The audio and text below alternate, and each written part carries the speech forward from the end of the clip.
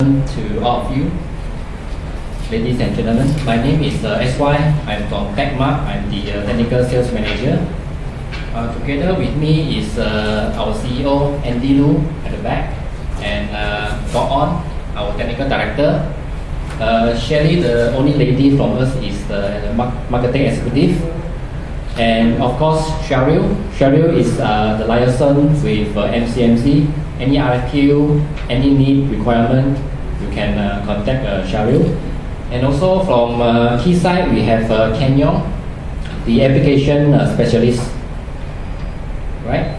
So we would like to take this opportunity to thank Knowledge Management Resource and Center to give us this opportunity to share with you some 5G technology and some interference testing. So there will be two topics to be presented, one by Ken Yong on the 5G, and the second topic will be by on the efficient way to spot interference signal. So together we have this slide, unlocking measurement insight, meaning to say, if let's say you will face any testing or interference challenge, we are here to help you to unlock the signal insight. That's what we call unlocking measurement insight. So without further ado, let's welcome Ken Yong to give you the first topic, which is the unlocking wideband 5G and millimeter wave.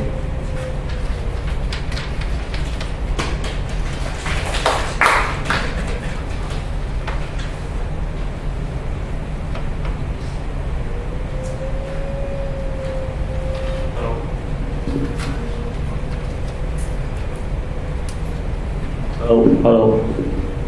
Hi, good afternoon. My name is Ken Yong. I'm from Keysight Technologies. I'm taking care of the 5G wireless. Okay, I'm an application engineer from Keysight. So my topic for this afternoon session is unlocking wideband 5G and millimeter wave up to 110 gig. Okay. So let me go through with you my agenda. So first, we take a look at the landscape for the 5G, like the spectrum allocations, and then we take a look at why we want to go towards a millimeter wave, and then what are the requirements that we need for let's say the test bed for this testing up to millimeter wave, and then we'll go through some of the approach. Like we have two test case study here. So one is for 28 gigahertz, and one is we try to do up to 110 gigahertz. So we'll see how the setup look like, and what are the signal that you're expecting to see. Okay, so first we take a look at the spectrum activities. So I believe you should have heard of that new spectrum allocation. So there are sub-6 GHz, there are millimeter wave. So in general, we can split into three categories. So there's a sub-6 GHz spectrum, so which will still be utilized for the 5G. So especially the 3.5 gig, and also some on the below 1 gig. So why we still want to use that? Because so there are three application area for 5G. One is enhanced mobile broadband. One is for ultra low latency, and one is a massive device connection.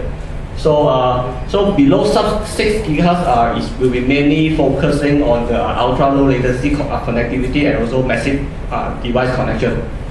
Okay. And then we have in this sub-6 gigahertz, so very likely the waveform will be still be using the OFDM, we call cyclic phase OFDM, which is just like the LTE.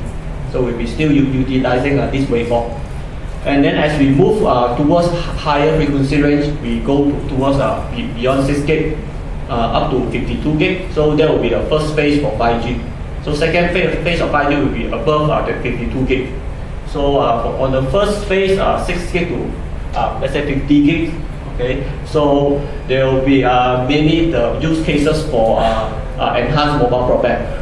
So in this area, there will be two active spectrum. One is 28 gigahertz, another one is 39 gigahertz. So we allocate like 800 megahertz of contiguous bandwidth.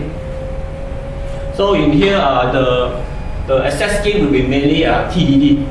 Okay, so in sub-6 gig, maybe you so we're using a lot of FDD. When it comes to a millimeter wave, so because of we can utilize the MIMO, we can utilize the beamforming, so the TDD and the dynamic TDD will be a better approach. And there will be some new radio has been in study item.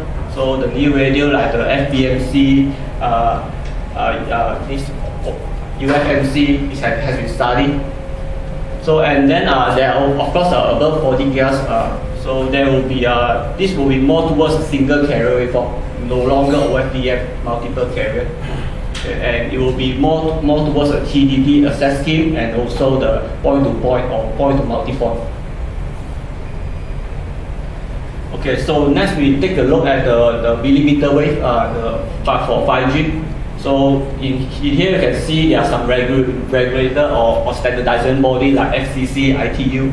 So the most active area will be first 28 gig to 29 gig. So which is happening right now. So I believe you have heard of the Verizon 5G or Korea Telecom 5G, pre-5G. So that is happening at 28 GHz.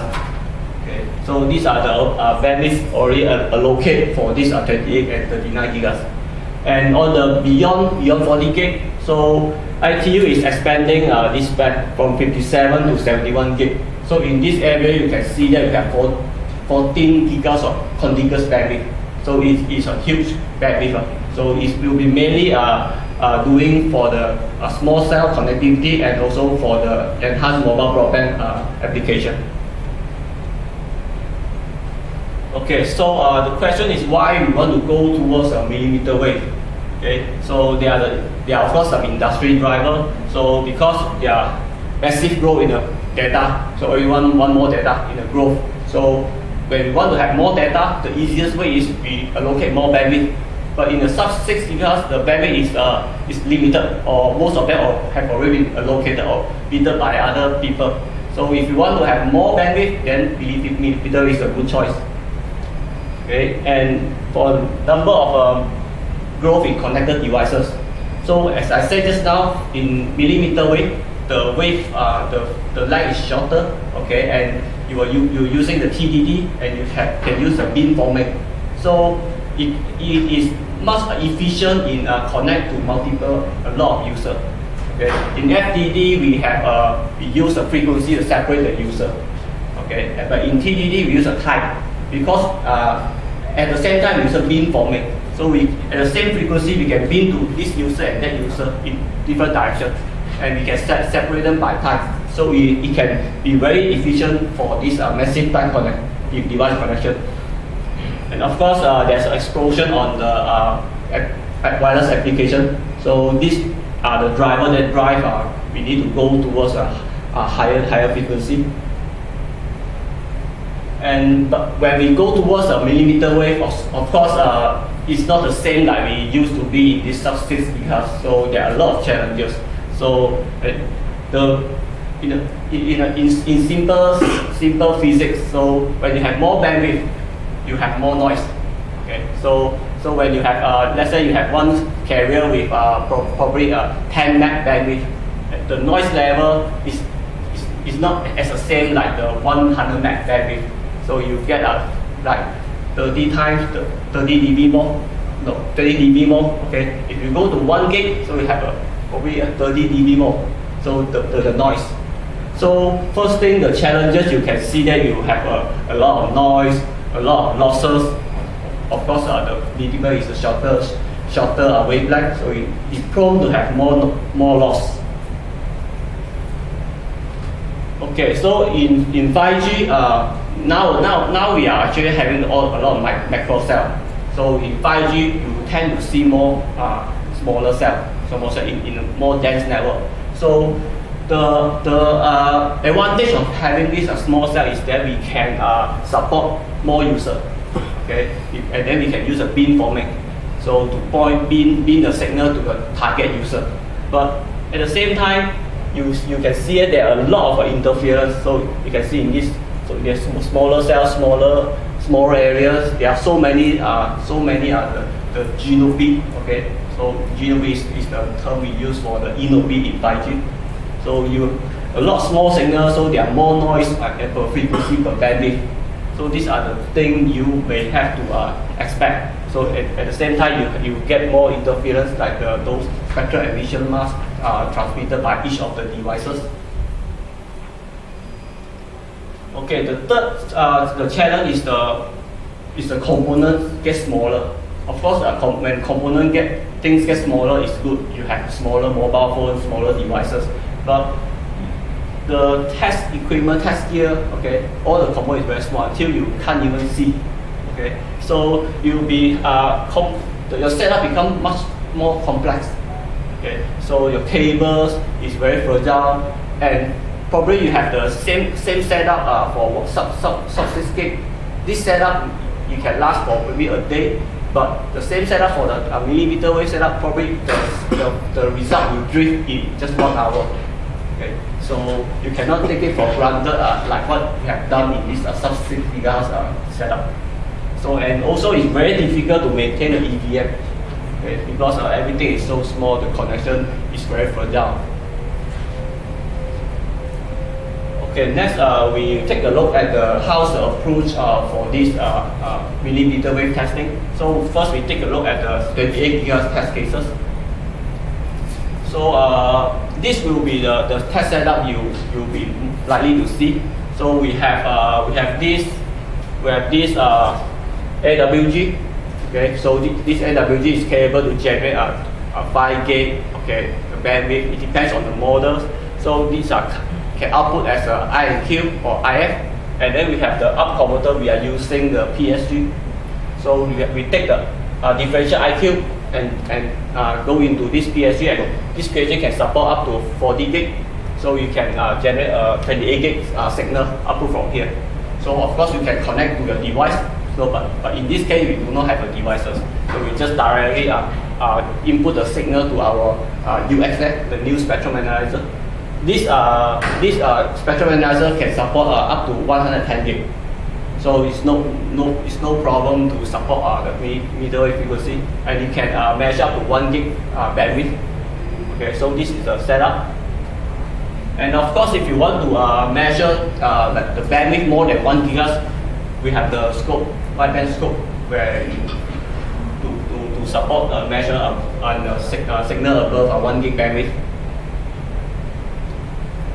Okay, the EVM is the first parameter we want to measure. So EVM. So, there are some consideration on the EVM measurement. Okay, so you must have you have to calibrate your system, have to measure clean signal, so that whatever you measure, the EVM is from your DUT, it's not from a test setup. And we could do some steps. We can take some steps to remove the error. One of the things is like the equalization. So most of the analyzer or the generator, there's equalization function that can help to remove some of the error. Those errors that are easy to remove, like the IQ gain imbalance. This is just an example of QPS scan. So if it's an ideal QPS, it should be it's a square. So now you see that it's not square, it becomes rectangular. There's some gain imbalance. So some skew, the phase is offset. It's not perfect. It's offset, or some phase noise. Okay, so you see a bit cloudy. So there's a phase noise problem. So these are the things that are easy to remove, and you can remove the flatness across, let's say, 1 gig bandwidth. So you expect to be flat. It's not something drifted. So you can remove the error. Okay, but there are some it's very hard to remove. Example, every instrument there's a dynamic range. So there's a dynamic range that's limited by the instrument, and also the noise. Okay, example. So if you measure a signal which is 100 meg bandwidth, so the noise floor is maybe this. Okay, but you are measuring the 2 gig bandwidth, just a physics. So you have more bandwidth, your noise will increase. So your dynamic range is limited by the bandwidth. Okay, and also there are a lot of device or component actually are non-linear. Okay, so as you gradually increase the power, okay, you may hit the compression point. Okay, so these are the dynamic range that you need to take into consideration. What are the sweet spot that you need to be injecting in, and what are the output that you're expecting.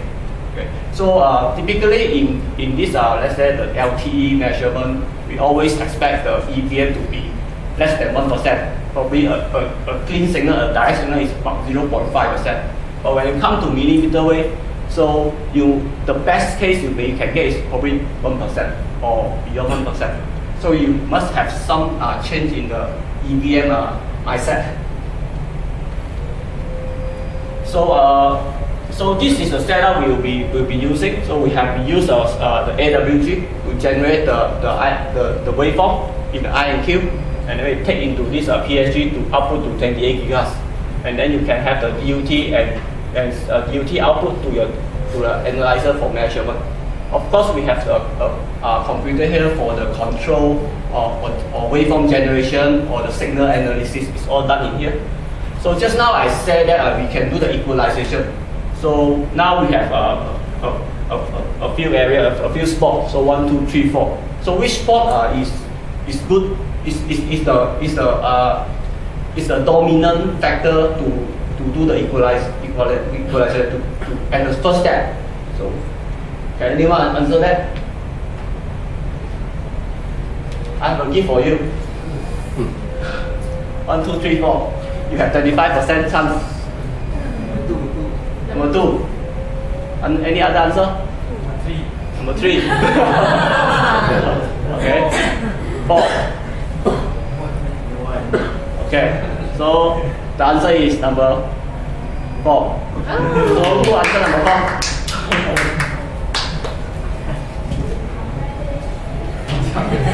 So if you have a system cell like this, so the first step you have to do the equalization in the analyzer side. So you will have to clean up the system. That's the first step. Okay. So but that is not enough.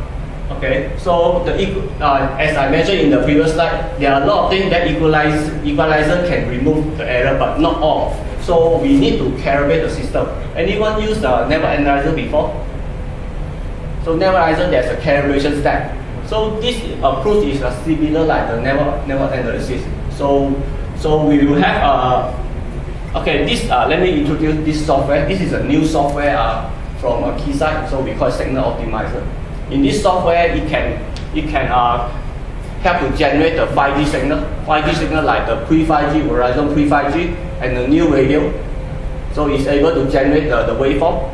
And you're also able to do the signal analysis to measure the EVM, measure the spectrum fatness. So we have the capability on that. And at the same time, we also have this key feature we call calibration. It's able to calibrate the error from the generator and also the analyzer, and also remove all your test feature. So in short, we want to move your calibration plane from the instrument up to your DUT point. So in this case, whatever we measure is exactly the performance from the DUT, and it's not from the test setup. So this will be how the diagram looks like. So we have one software which is controlling both hardware, the generator hardware, and also analyzing hardware. So in here we pump in the 5G waveform, okay, to the generator, and generator will go into a device. Could be any device, and then when the device is transmitting the 5G signal, we can use the signalizer to capture and we measure in this software. Okay, and we have this the comb generator. That's a piece of hardware we use for our calibration. So I will show you how the calibration step is like. So first, we remove everything. We just leave the analyzer, and we connect the comb generator. Comb generator is a tool that are generating a noon signal at the harmonics. So noon signal, noon frequency. So once we measure all these noon signal and frequency, so we can safe to say that the receiver is being calibrated. Okay. And then we take the calibrated receiver. So this is the calibration plane. We take this calibration receiver, we connect through to our generation hardware. So now this part is unknown. So when we measure this part with the calibrated receiver, so we will get a calibrated TX plane. So at this point, this will be a DUT point. So when you just connect your DUT in here, so whatever you measure, you get is the true performance from your DUT. So let's take a look at the result, how the result looks like. So this is our setup. So this is the setup in here. So we measure, first we try a single carrier first, okay. So we 16 QAM, so it's 1 gig of bandwidth, okay. It's 28 gigahertz, the power is minus 10 dBm. So we measure, so you can see that this is the EVM, and this is your spectrum, and this is your error, okay. Error over all the symbols you have in this carrier. So you're getting about 0.76%, okay. At this 28 gigahertz, okay, it's not at 6 gigahertz. So this is a very good result actually. So now we try with another waveform. So we try OFDM waveform, which is an LTE waveform. So one of the problems with this waveform is that because it's many carriers, it's multiple carriers. So when you have multiple carriers, you tend to have a bad peak to average ratio. So sometimes you need to adjust the receiver performance a bit. So this is we use a OFDM waveform. We use a 700 meg of bandwidth, okay, 28 gig, and now we are expecting something worse. So we get about 1%, so which is very good. Okay, so just now I say that we could use the equalizer function. So let's take a look at the performance with just equalizer turned on. So we use we measure this is the the LTE carriers. So this will more towards a pre-5G signal. So we have 700 meg, okay, but we only turn on five component carriers. So 28 gigahertz. So we measure. We just turn on the equalizer. So we get about 1.21%. So and then next we do the calibration and we measure the same signal again. Okay, another thing you should see is that the flatness did not offset. So the flatness is still not very good. After the calibration, the flatness is a lot better, and you get the EVM like 1%. So that's a difference with equalizer on and you do the pure full calibration. Okay, so why we need to have a clean EVM? Because we must have a test system which is better than the device. So if your test system is not clean enough, so whatever you measure maybe the performance is affected by your test system. So that's one, and then not all errors are corrected by equalizer. So absolute signal quality is quite important. Depends on application. If you have the digital pre-distortion, so this is for the non-linear behavior. So drop in 2 dB will affect your linearity in the system. Okay. So maybe you can use a USB power sensor to just factor out the cable loss. The cable loss is a magnitude, so you did not take out the phase error. So that's not enough. We take a look at we now generate two different types of waveform. So we generate one 5G candidate waveform at 25 gig, and we also generate a PSK waveform, so which is more in a satellite waveform. So then we measure the coexistence between these two waveforms. So scenario number one, so both waveforms are apart from each other, so it's very good. So there's no crossing to each other, no interference. So we can see that the EVM looks very good. So when you can see the dot is clear, means the EVM is good. And second scenario, we move the satellite signal a bit closer to the OFDM. So as you can see, the EVM become very cloudy. So at the side, at this spectrum, you can see it's actually overlapping each other. And now we try to, let's say two at the same time, okay, side at the same time. So we can take a look at the carrier. So carrier EVM across all the carrier. So you can see that at the front here, because it's all pure OFDM signal, so that's very good, EVM is very good. When we come to the end, when the interference happens, EVM becomes very high.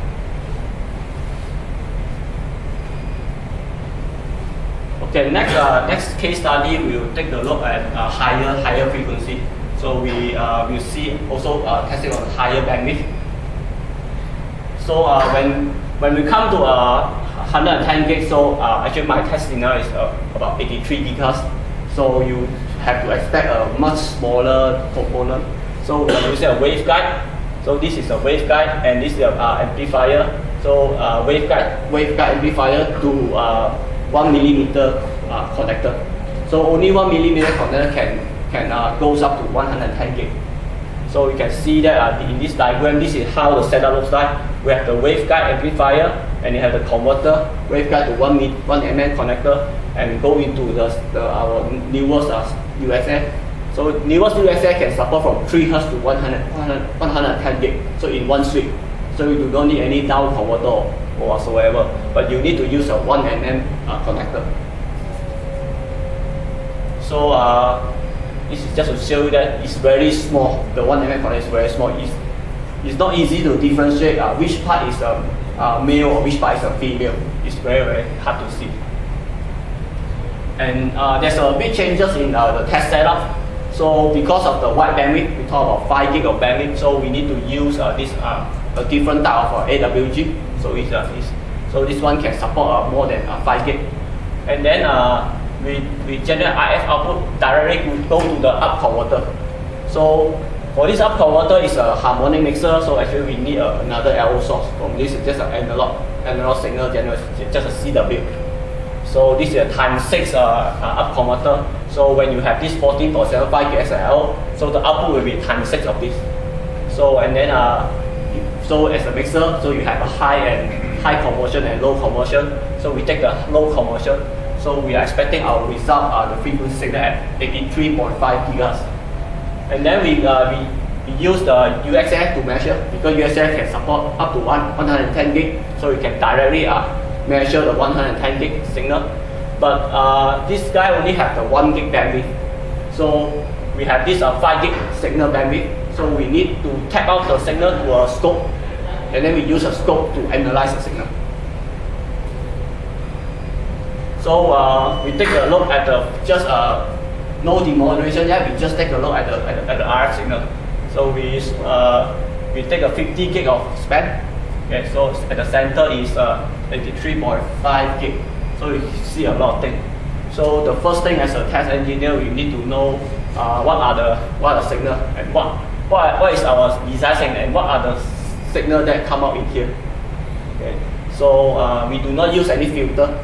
So by right, we should use a filter at the output of the harmonic mixer, so that whatever go into the analyzer is a pure filter signal.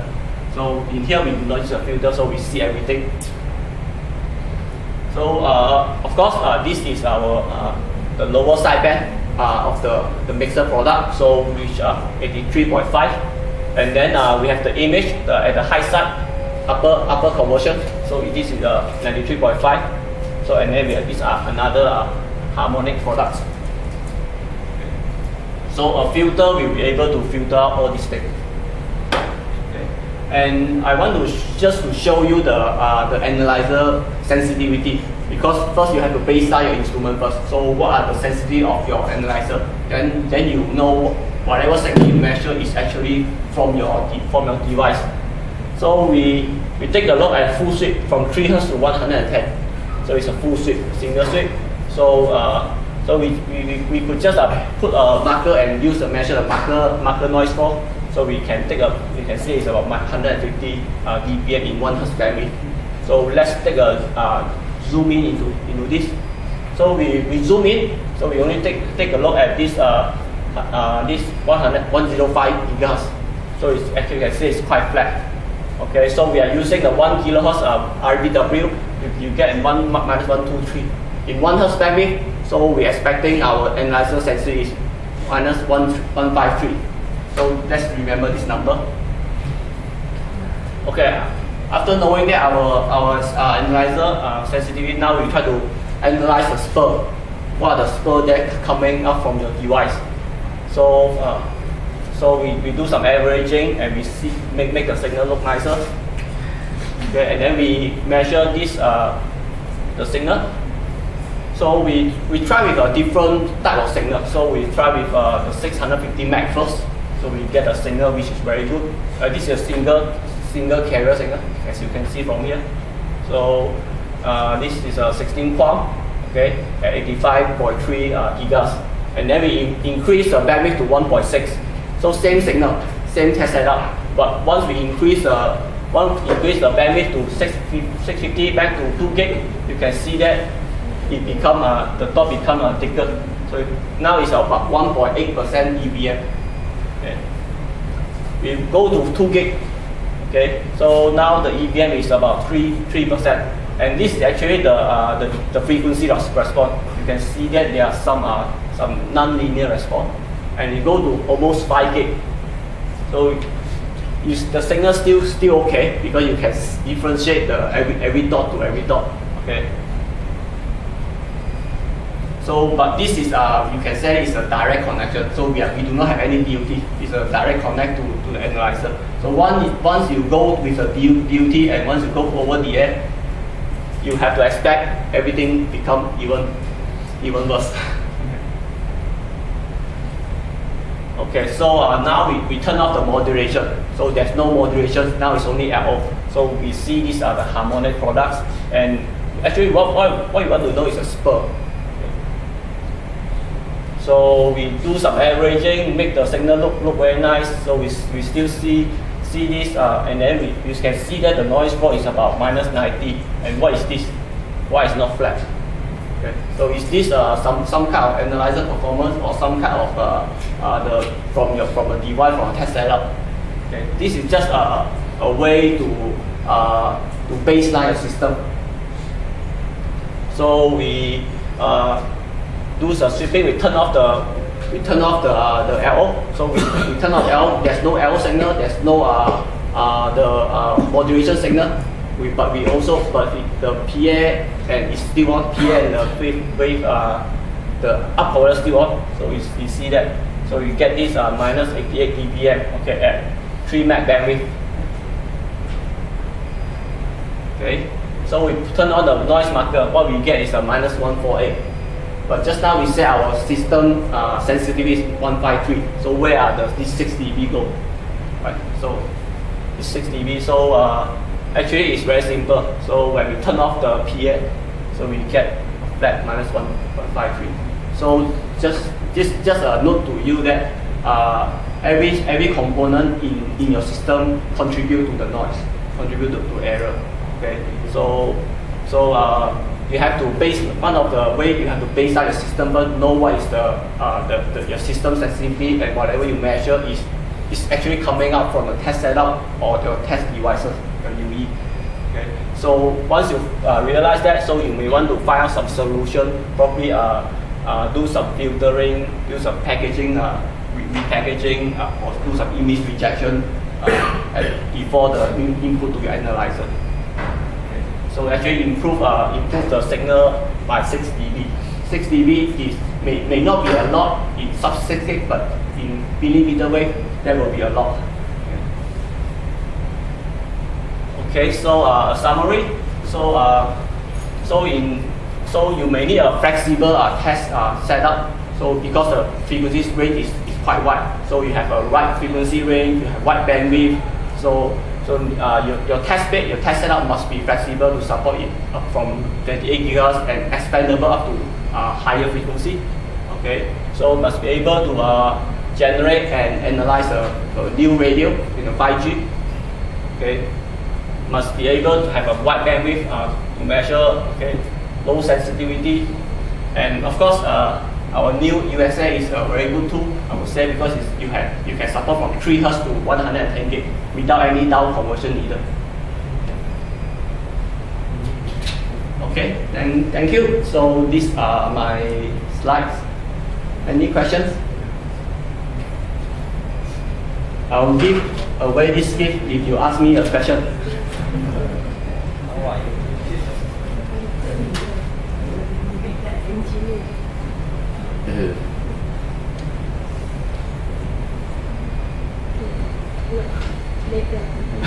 Later. Okay. Alright, thank you. Okay. If you have any question, you can just always approach any of us. Okay.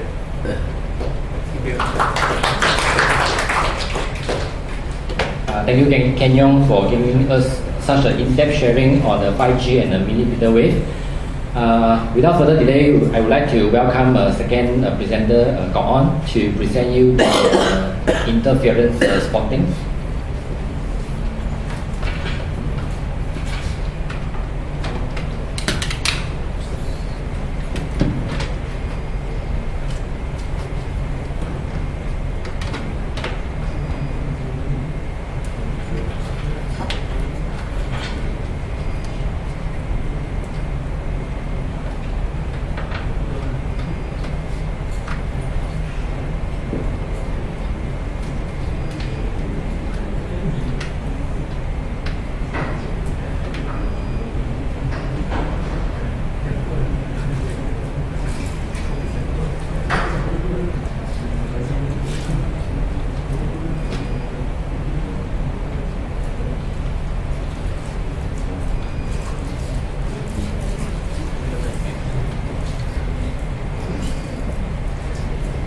Alright, hi, good afternoon everyone. My name is Gong On here, I'm from Tekmark. So today, this afternoon, I'm going to share with you all on this topic of using real-time spectrum analysis to improve efficiency when troubleshooting RF and microwave interference. So this is the agenda that I will share with you. First, I will touch on basically the interference background in terms of what is interference, what is the impact on the network quality, and the workflow to troubleshoot the interference issue in the field, followed by a couple of studies, case studies. All right, and then after that, I will talk about the real-time spectrum analyzer, which will cover the principle of real-time spectrum analysis, together with the applications on troubleshooting the interference. Last but not least, I will introduce briefly the few interference test solutions, which is the Keysight field box analyzer. Okay, interference. So actually, interference, I believe you all know, is everywhere now, especially every day we are depending on the mobile phones. So all the mobile phones actually radiate RF signal, which is subject to interference. So we have several networks, and also radar system also have interference. Of course, electronic warfare in the field is actually producing the interference to confuse the enemies. So the main function is actually generating the interference. Of course, for as more and more satellites are being deployed, the interference will become more prevalent as well. And coupled with others wireless networks, you can see from the list here, microwave backhaul, public safety, radio system, broadcasting, smart grid, Wi-Fi, and whatnot. So it's really a lot of interference over the air now. Right. So in terms of classifications, there are a couple of ways to classify it. One, we talk about internal interference and external interference, which is on the network perspective. Or we can classify based on the nature of the signals, which is co-channel interference, adjacent channel interference, and intermodulation interference. So let's first look at the internal interference by using the LTE network as an example.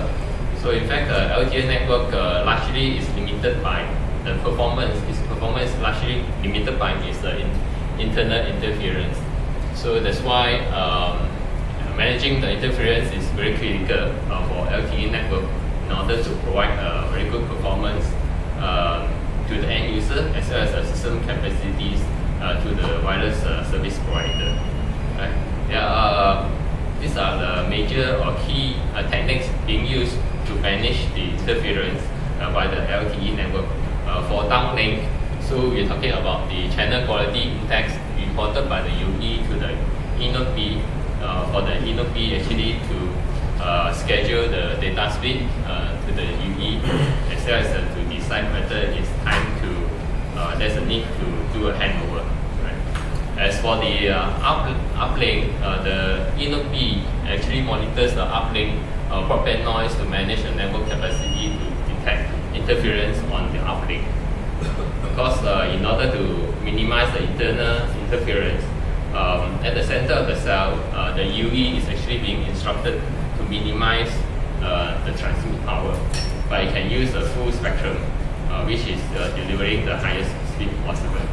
because on the other end, if it's at the cell edge, then the UE can use more power, but you have to use a fractional spectrum so that it has a better signal interference noise ratio. Okay, on the SON, the self-optimizing network is actually functions on the LTE system to manage the neighbor list and radio resource management based on the interference status. Alright, so let's look at the external interference. This is a typical or classical external interference example. The 700 MHz band in the in the US is actually fairly congested. So these are the networks that if it's not properly planned or implemented, will generate interference that impact the network quality.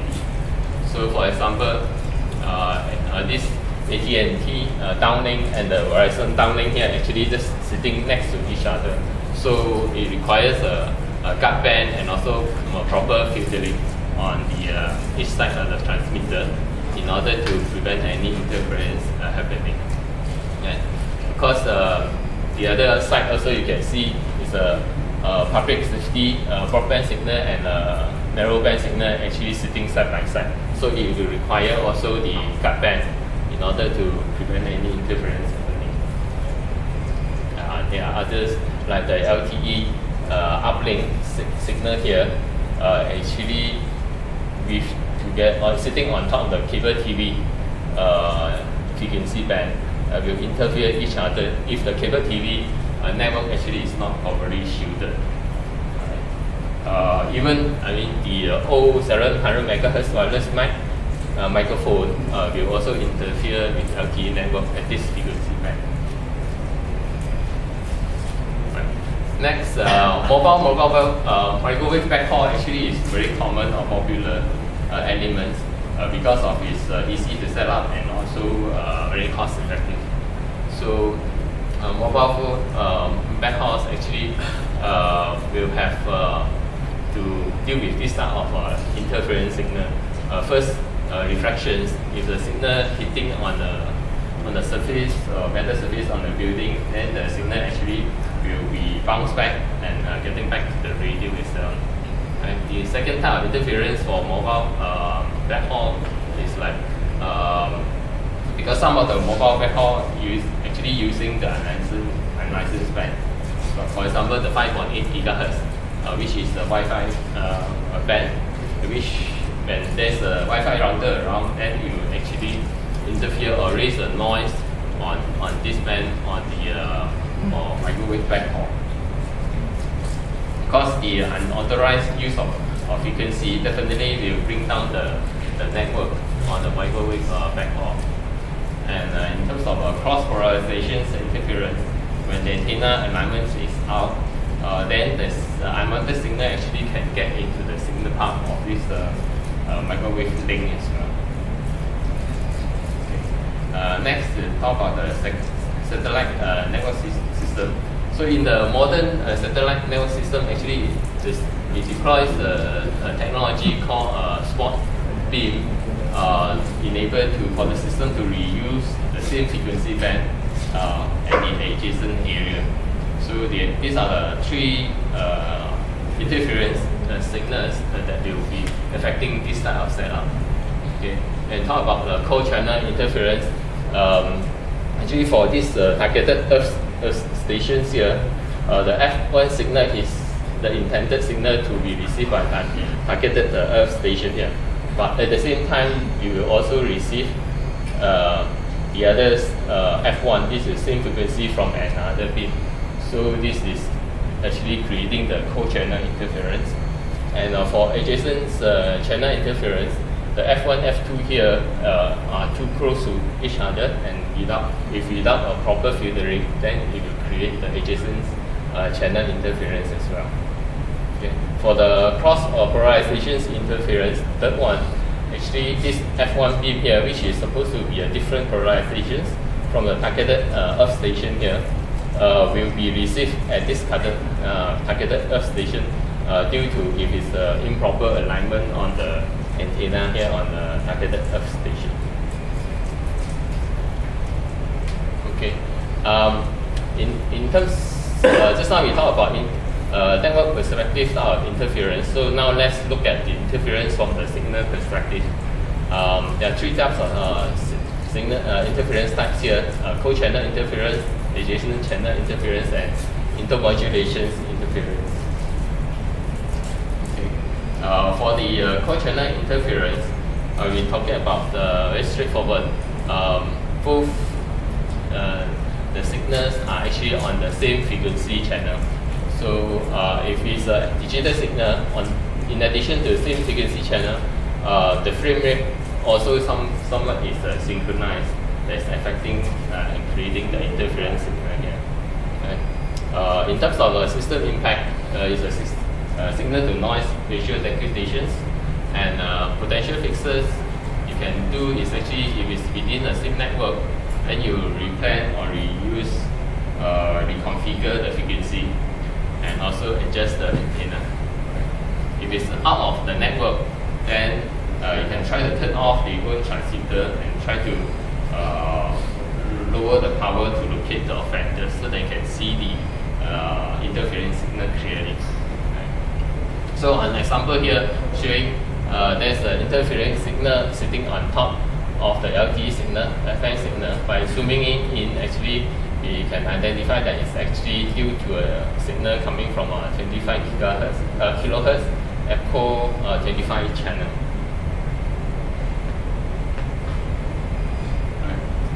For adjacent channel interference, is very similar to co-channel interference as well. It's just that it is coming from two adjacent channels. Okay, so it happens when the filter is not able to suppress the spectrum growth on the adjacent channel here, and similarly on the digital signal, the frame also is somewhat synchronized, that creates the interference impact on the digital signal. In terms of system impact, is similarly signal to noise ratio degradation, and then potential fixes is also quite similar to the code. Just now I explained the co-channel interference as well. Okay. In terms of example here, you're looking at two LTE signals sitting next to each other, and then when you measure the adjacent channel power, you can see that actually the upper adjacent channel power is at about 11 dBc, which is pretty bad and will affect the signal quality of the network of this LTE. Alright, next move to the intermodulation interference. Intermodulation is a very common type of interference. There are two types or two modes. One is active and one is passive. In terms of for the active mode, when we drive two signals, two-tone signal into an active device, for example like amplifier, then you create intermodulation product. If the two tones is being increased high enough, the intermodulation products, you can see from here, the third order intermodulation products actually will rise above the noise floor.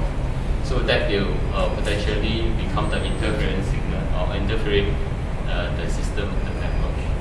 Okay. So normally the intermodulation products coming from this two-tone will be in terms of third order, fifth order, and seventh order. And the amplitude actually you look at is actually intermodulation amplitude delta is 2 dBc, 4 dBc, and 6 dBc. Meaning that every dB increase in your signal level, actually the increment on the intermodulation product is by 3 dB, 5 dB, and 7 dB, and that's respectively for the intermodulation orders. Alright. So let's look at the next one, which is the passive intermodulation, which is called the TIime. So the TIime, the sources of the this intermodulation interference is due to mainly on the damaged RF components, improper top connectors, scratches or rusty type of structures on the RF components. So this actually will generate the interference coming from both the fundamentals and intermod products transmit over the air. actually we can use a channel scanner to detect the intermodulation signal. So on the screen here is actually using the Field-Fox analyzer. You go into a channel scanner. Actually, you can define the channel listing, create the list, including the fundamental carriers and third order or fifth orders intermodulations channel, and then from there you can actually monitor the intermodulations interference signal products. So first, this data can be recorded and playback and exported to CSV format for post-processing or analysis as well. Okay, here is a workflow to troubleshoot interference signals in issues. First step is that this is data analysis to understand the impact on the problems. If you see a network problem and try to understand, for example, if the impact on the networks is happening on multiple sites, then most likely it's a system problem and is not an interference, external interference problem. And secondly, you can do a system level estimations, looking at the system to estimate or determine is the uplink or the downlink issues. Third, you need to check the antenna connectors or the RF components quality by using sweep functions. Using the Field-Fox analyzer, can do a sweep on both RX and TX antenna, for example, to make sure the return loss or VSWR are within the specifications. So after that, if it's the uplink interference, then you can go through these steps, basically to set up one spectrum analyzer to monitor at a receiver port at the antenna site, and then deploy another spectrum analyzer at a suspected area of the interference, and then you can correlate both measurements to find the potential problems. If it's downlink interference, then locate the general area, like a particular sector of site, and then turn off the site transmitter. That will allow you to see clearly the interference signal, and then subsequently you use a direction antenna and a spectrum analyzer to try to locate the interference source.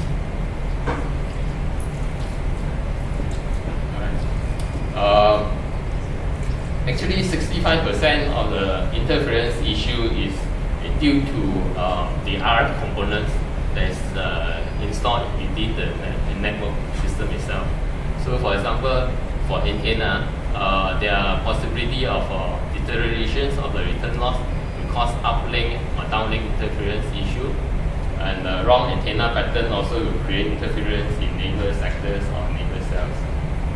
Of course, cables wise, also additional loss of cables will impact the cell coverage and increase the uplink interference.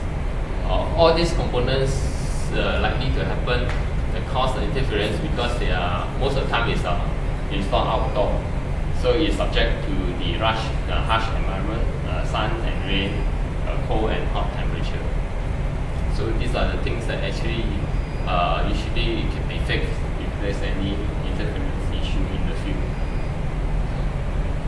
Okay, let's look at the case study. In this first case study, actually, we can use a spectrogram, which is the functions in the Field-Fox, to find the intermittent, intermodulated paging signals that's blocking the UMTS or WCDMA LTE signal. This is using the spectrogram display. So from here, you can actually see the second harmonics of paging signal in burst that is at the locations at the frequency of colliding with the UTM's uplink. So this will actually cause the UMTS or the LTE network down. As compared to if it's just a normal, this is the yellow color normal spectrum trace, you will not be able to see actually the interference signal from the paging side, pager side. Okay, next case study is talking about the CATV amplifier. So in this case, again, using the Field-Fox unit here, actually you can scan and check the frequency, and from the display here, you can actually see the interference signal is actually coming from a CATV, the blue color, about 600 megahertz block of signal, actually sitting right on top of the 800 megahertz band of WCN signal. So this one definitely will cause the signal to be down, or the network systems to be down. Okay, this is another case study which is actually causing a public safety radio issue. Whenever the GSM base stations is turned on, the two-way radio or the public safety radio will not be able to receive call, especially for emergency call like 911 call. So upon checking the problem on the base station side, on the GSM base station, actually it was found that there's nothing wrong with the base station. Everything is within the specs. So the next step is actually checking on the public safety radio unit itself. So by using the fuse box, we do a return loss scan on the front end of the unit. It's found that it's wide open here. The band here is already right on the whole GSM band. So what is being found out from here is that actually the GSM broadcast channel will mix with another traffic channel, broadcast channel, that will result in the intermodulation products that fall right at the radio control channel side. So as a result, the conclusion is that the mixed mechanism actually is happening at the radio side. It's not because of base station. It's because of radio side actually mixing the two GSM signal and generated the intermodulated interference signal that affecting its own radio itself. Okay, so now with more and more wireless devices with wider bands and short bursts implemented in the wireless devices, over the air is getting more and more difficult to detect due to its bursty effect in nature. So including a lot more intermittent RF signal, hopping signal types, and also wider band and lower RF power signal, multiple signal buried in a large carrier, and also the power signal. So as a result, this requires new tools and methodology in order to address or troubleshoot this type of interference issue. Okay. So this brings into the topic of the new tools, which is the real-time spectrometer, and how this RTSA real-time spectrometer can help to detect and troubleshoot the challenging interference signals that they're encountering. First, you just look at the traditional spectrum analyzer, which is based on a super heterodyne receiver, or it's called a self-tuned spectrum analyzer. So this traditional spectrum analyzer architecture actually, from the heterodyne words, means that the RF signal coming in here will be mixed with the local oscillator and translate into a lower frequency IF intermediate frequency signal, and go through the IF filter, and the amplitude of the signal is being detected by the envelope detector and displayed on the screen. So this is the traditional spectrum analyzer architecture. So the pros of this architecture is actually it provides an excellent dynamic range, a very fast sweep time for a large RBW, of course, and also a precise control sweep time. The cons of it actually it could miss intermittent signal contents because it's doing a sweep, so it will be missing other signal content that is signal frequency. And it will be very slow when the RBW is too small. Okay. Next is snapshot FFT spectrometer. This is designed for wideband signal because it's doing block conversions, and the block size is really depending on the RF bandwidth and its sampling speed. So with this one, instead of sweeping the LO, is actually doing having a stepping through the LO throughout the frequency band. Right? So it's doing some stitching if we want to do spectrum measurements across the frequency range which is wider than the bandwidth of the FFT analyzer here. Right?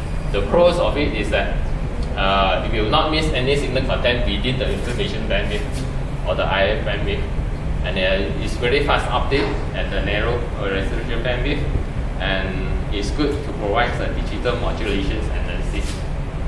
Okay, so the cons on this one is relatively slow and very large bandwidth, and cannot precisely control the same time. So when the signal is larger than its instantaneous bandwidth, sitting is required, and could miss a change of the signals. So I think in view of the time here, I'll skip through some of the background information here regarding the real-time spectrum analysis.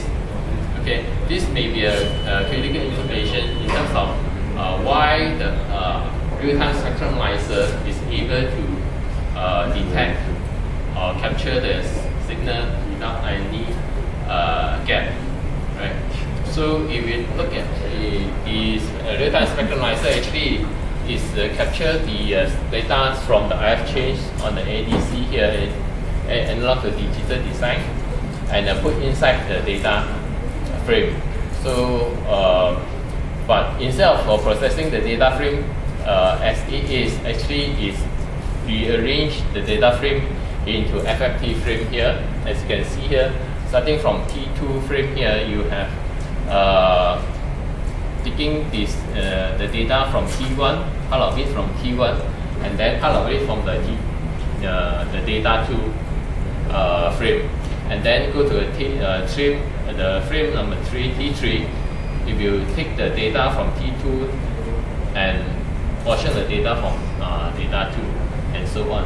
This is called the overlapping FFT, which is actually positions and make sure that all the signal at the edge of data frame is being positioned back to the center of the data frame in the FFT frame. The reasons to move the data into the center of the frame is to avoid the windowing effect on the FFT that causing the losing signal on the edge of the data frame. So this will ensure that all the signals captures is properly detected in terms of the especially on the amplitude level.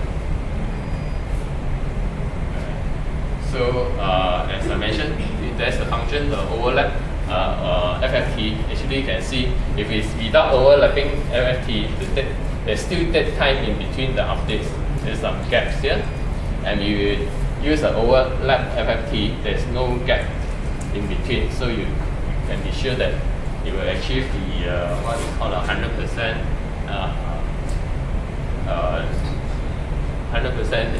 probability of intercept the POI.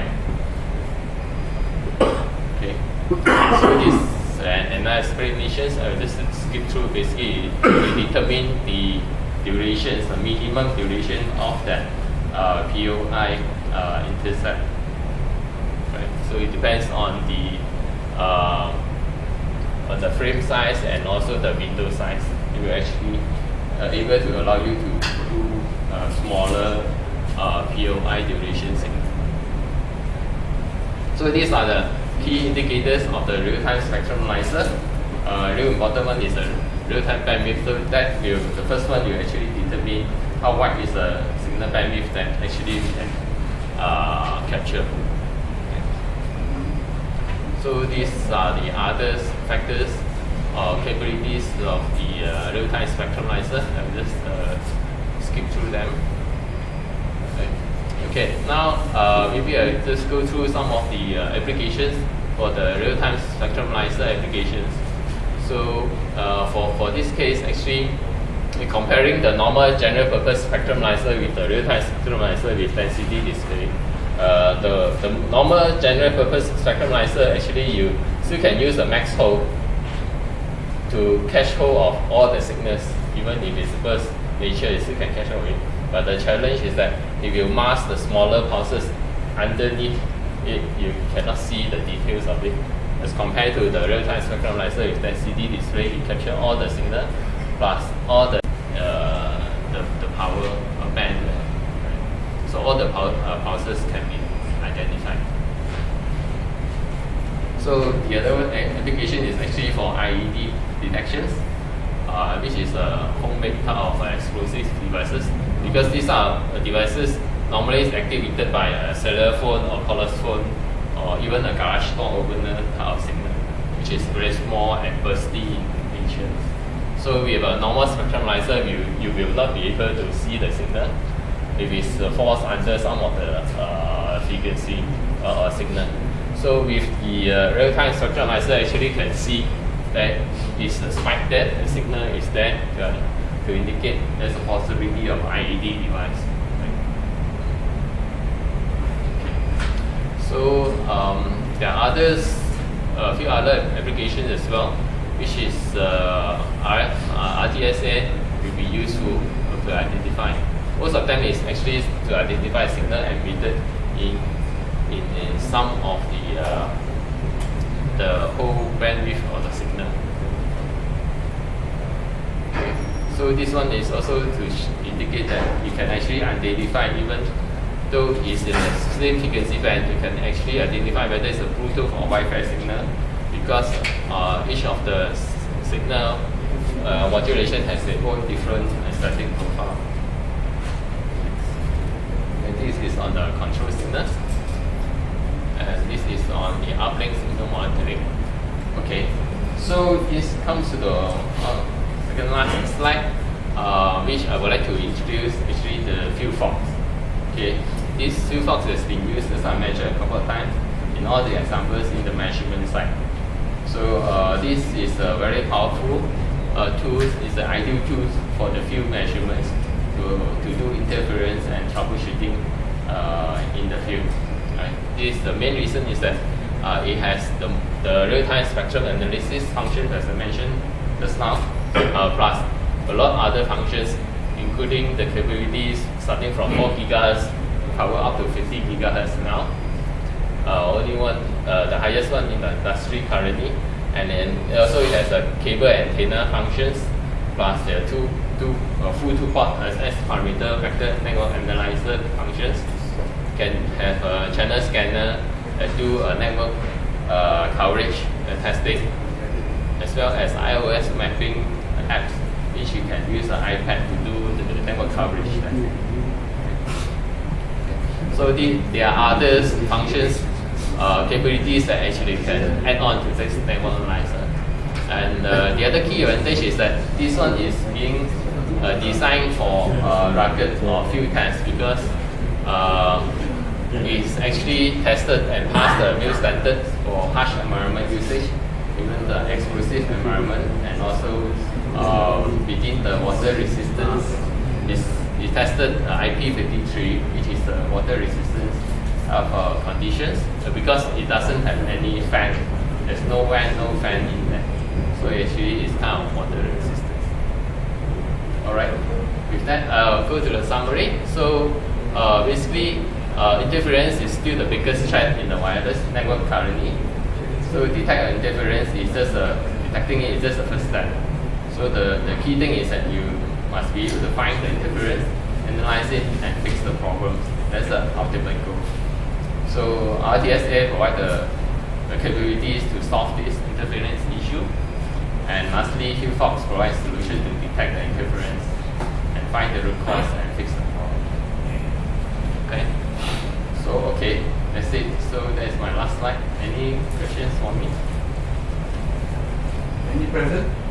Presents. You got questions? You got questions? Yeah. Your product is from which country? Product, this one is from Keysight, which is corporate in the US. Designed in the US previously, but actually one of the main design engineer is from Penang. He's a Malaysian. So he's based in Penang now. And in terms of manufacturing site, is being manufactured in Penang. Because the Penang Keysight factory. Yeah, Kuantan Malaysia, definitely. Because Penang Malaysia actually manufacture now over 70% of the Keysight instruments worldwide. So we're talking about 6 billion of revenue for the test and measurements. So it's over 70% is being done in Penang office. Question. Yeah. When you talk about interference, basically it's either it already happened, which is you can use the tools, Yeah. or how if we can prevent it in upfront before it happens, where you need some, which I think maybe that's where my question is. Yeah. What kind of tool do you recommend to do like the initial? Yeah, initial design tools. Yeah, definitely. You're talking about upfront design tools. You're talking about components On the planning side lah. Yeah, on the planning side. Okay, in the planning side, I think we see the similar tools. We see the spectromizer and this combination handheld field fox analyzer. You need to analyze the network components, how it interact with each other, and whatever signal generator, base station generating the signal, whether is it clean, whether it has any spurious signal or out of band signal that will cause the interference. So basically, you can have the tools suite, especially the field fox, that you can do most of the things because it actually consists of more than 10 instruments in one. Right? It even has a DC power supply to power up your active device, and also to monitor the current consumption out of it as well. So it's definitely a very good tool. Right. So the other part is you talk about the design part. Actually, Keysight also provides the design tools, the EDA, ADS tool that will allow you to do simulations, even up to system level simulations. Then you can actually try to optimize your system implementations to avoid all these interference issues. Okay. Yeah. What is the most likely interference happen in the flight when the cabin crew ask us to switch off our phone during takeoff and landing? What is the most the type of interference that you are explaining? Okay, definitely the type of interference signal is coming out from your phone, depending your phone is activating at which band, which signal, whether at the 1800 or Is it gigahertz or 9 gigahertz. interfere with the system in the cockpit? Yeah, most of the time it doesn't. That's why some people don't turn off since nothing happened, right? Yeah. So you may not know. That's the other thing. If your phone quality is no good, there might be some byproduct, intermodulated product, or somehow there's some spurious signal will cause an interference signal and the frequency which will interfere with the cockpit electronics. So cockpit electronics will operate at certain frequency, but will not be at the normal mobile phone frequency. And any incidents? So far, I'm not sure any incidents. Nothing yet. No, yeah. Otherwise, you can bring your spectrum analyzer and on the plane and then show them that there is no interference. I think the recent one is the fire, Samsung mobile phone, right? The battery is that's not the interference, but it's in terms of hardware. That's why the design stage is very important. From the design, from the manufacturing, from commercialize, and how to prevent it by having the testing. Because during the takeoff and the announcement, your phone will interfere with the equipment in the cockpit. That is the announcement that we correct. Yeah. It's for prevention purpose, that's why sometimes. Sometimes I forgot to. Correct. It's still, I think it's still okay. Yeah, that's right. Sekali kembang. Kembang sekali. Right. Okay, we have one more last question.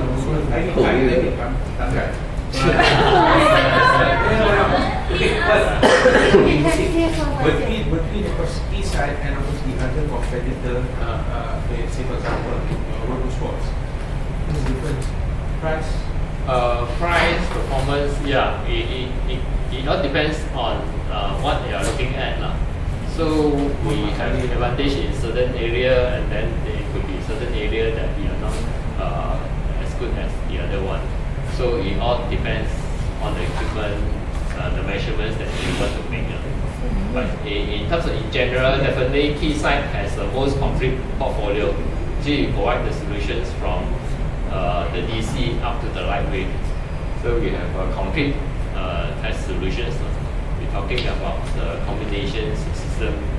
Just now, Kenya presented the 5G system. I think definitely we have a complete solutions. All right.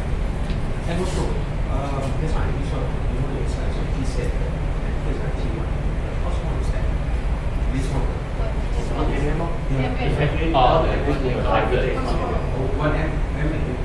it's clearly 1 mm size. The camera is smaller than 1 mm. Oh.